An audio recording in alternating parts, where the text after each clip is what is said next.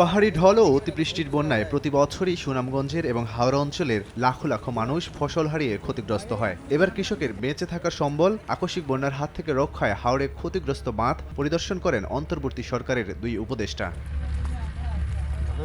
সব অনিয়ম দূর করে যথাসময়ে বাঁধের কাজ শুরু ও শেষ করার তাগিদ দেন পরিবেশ উপদেষ্টা সৈয়দা রিজওয়ানা হাসান। অনিয়ম যাতে না হয়, বিলম্ব যেন না হয়, মানুষের জন্য কোনো বিপর্যয়ের মুখোমুখি না হয়, সেজন্য যতটুকু আগাম প্রস্তুতি করা সম্ভব আমরা সেটুকুন আগাম প্রস্তুতি করতে এখানে এসেছি। এদিকে তাহিরপুর উপজেলার মাটিয়ান হাওর পরিদর্শনের সময় স্বরাষ্ট্র উপদেষ্টা সাংবাদিকদের সঙ্গে কথা বলেন। শিক্ষাঙ্গনে চলমান সংঘর্ষ নৈরাজ্য নিয়ন্ত্রণের বিষয়ে উপদেষ্টা বলেন, শিক্ষার্থীদের উপর প্রাণঘাতী অস্ত্র ব্যবহার করবে না আইন শৃঙ্খলা রক্ষা বাহিনী। বিভিন্ন কলেজের সাথে যে হচ্ছে, এক কলেজ আরেক কলেজে, এখানে ধরেন যে ছাত্র প্রতিনিধিরা আছে, দুই কলেজের প্রতিনিধিরা নিজের আলাপ করে নিতে পারে। কঠোর হলে আপনারাই বলবেন যে এরা কোন ইসের আসলে আগের মতোই হয়ে গেছে, আগের মতোই কঠোর হয়ে গেছে। আপনারা কি চান যে আমরা এখানে লেথাল ওয়েপন ইউজ করব? আমরা তো চাচ্ছি না কোনো অবস্থায় আমার ছাত্র ভাইয়ের উপরে কোনো ধরনের লেথাল ওয়েপন ইউজ করব।